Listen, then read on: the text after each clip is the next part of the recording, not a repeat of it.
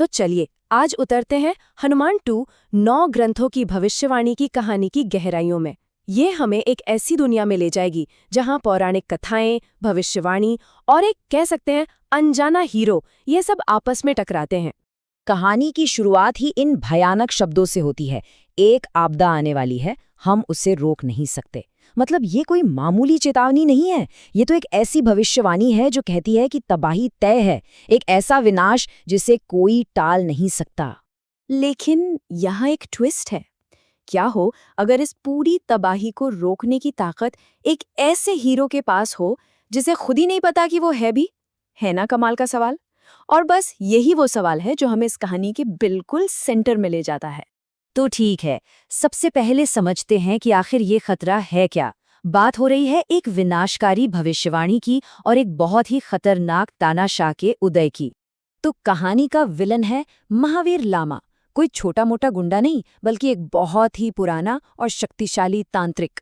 और उसका प्लान, अरे उसका प्लान तो बहुत बड़ा है। वो 9 चमत्कारी ग्रंथों को इकट्ठा करके खुद भगवान बनना चाहता है ताकि पूरी दुनिया उसके इशारों पर नाचे।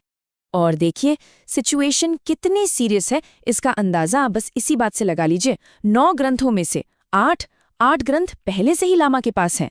मतलब वो अपनी मंजिल से सिर्फ एक कदम दूर है। और समय वो तो जैसे रेत की तरह हाथों से फिसलता जा रहा है। अब सवाल उठता है कि ये लामा इतना खतरनाक है क्यों? देखिए, उसकी कहानी शुरू होती है एक अनाथ बच्चे से। उसे एक महान गुरु ने पाला पोसा। उसे पूरा यकीन था कि गुरु की सारी शक्तियां उसी को मिलेंगी। लेकिन गुरु ने अपने बेटे को चुन लिया। बस वहीं से उसके दिल में नफरत भर गई। उसे लगा कि उसके साथ धोखा हुआ है और अब वो बदला चाहता है पूरी दुनिया से जिसने उसे ठुकराया। और बदला लेने का उसका तरीका, भगवान बनके सबके ऊपर राज करना। तो इतनी बड़ी शैतानी ताकत के सामने आखिर खड़ा कौन होगा? यहीं पर कहानी एक बहुत ही मजेदार मोड़ लेती है, क्योंकि अब हम मिलने वाले हैं एक नकली हीरो से। हाँ, बिल्कुल सही सुना, एक नकली हीरो जो शायद दुनिया का इकलौता असल उद्धार करता है। देखिए, भविष्यवाणी में तो लिखा है कि एक महान योद्धा आएगा जो दुनिया को बचाएगा। सुनने में कितना भव्य लगता है ना?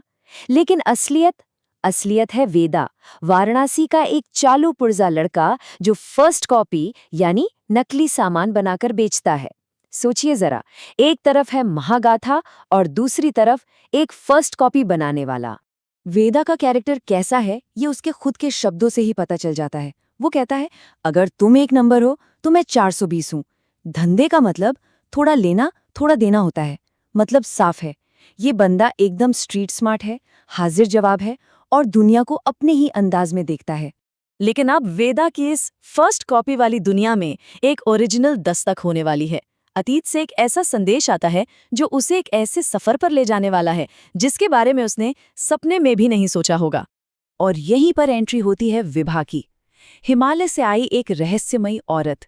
उसका सिर्फ एक ही मकसद है, उस हीरो को ढूंढना जिसकी भविष्यवाणी की गई थी। और यही वो कड़ी है जो वेदा को उसकी असली किस्मत से जोड़ने वाली है।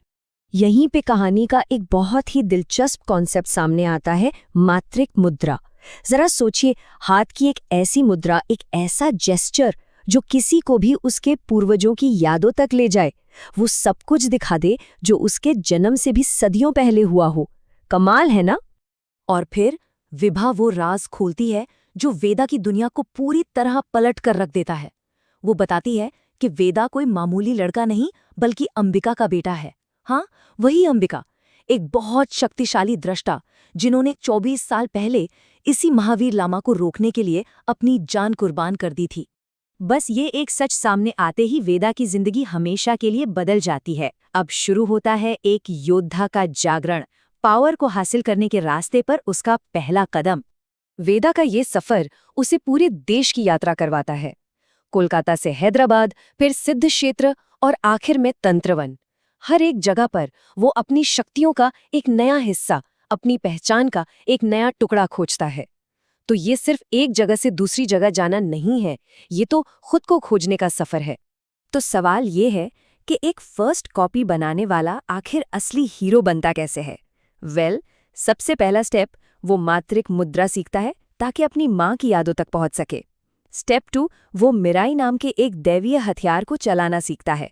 और स्टेप 3, जो कि सबसे ज़रूरी है, उसे ये एहसास होता है कि उसकी जो लोगों की मदद करने की आदत है ना, वही उसकी असली ताकत है, वही उसकी किस्मत है। और फाइनली स्टेप 4, वो दुनिया के रक्षक के तौर पर अपनी जिम्मेदारी को अपना लेता है। विभा उसे यही बात समझाती है। वो कहती है, तुम अंबिका के बेटे हो, तुम्हारे पास यादों को देखने की शक्ति है और उसी के लिए ये मुद्रा है। ये लाइनें उसे बार बार याद दिलाती हैं कि उसकी सबसे बड़ी पावर कहीं बाहर नहीं, बल्कि उसके खून में है, उसकी विरासत में है। और अब कहानी पहुंचती है अपने क्लाइमैक्स पर। एक तरफ वो जो भगवान बनना चाहता है और दूसरी तरफ वो जो हीरो बनने के लिए पैदा हुआ है। ये है अंतिम टकराव। तो चलिए दोनों को आमने सामने रखकर देखते हैं। एक तरफ है महावीर लामा, उसका गोल भगवान बनना और पावर का सोर्स 8 ग्रंथों से चुराया हुआ ज्ञान। और दूसरी तरफ है वेदा, उसका गोल इंसानों को बचाना और पावर का सोर्स विरासत में मिली किस्मत और एक दैवीय हथियार। अब सोचिए, 8 ग्रंथों की बेहिसाब ताकत लेकर महावीर लामा पहुंच जाता है आखिरी ग्रंथ, अमर ग्रंथ, यानी कि बुक ऑफ इमॉर्टैलिटी को हासिल करने। अब सब कुछ दांव पर लगा है। और यहीं पर कहानी का सबसे बड़ा सवाल खड़ा होता है, क्या एक ऐसा इंसान जिसने अपनी पूरी जिंदगी सिर्फ नकली चीजें, फर्स्ट कॉपी बनाई हो, वो एक ऐसे विलेन को हरा पाएगा जो एक असली ओरिजिनल भगवान बनने ही वाला है? और बस इसी सवाल में कहानी का पूरा सार छिपा है। दुनिया को बचाने के लिए उस फर्स्ट कॉपी को अब ओरिजिनल बनना ही होगा। वेदा को अपने अतीत से निकलकर वो हीरो बनना होगा जो बनने के लिए वो पैदा हुआ था। तो आखिर में ये कहानी सिर्फ एक लड़ाई की नहीं है, ये कहानी है खुद को ढूंढने की और अपनी किस्मत को गले लगाने की।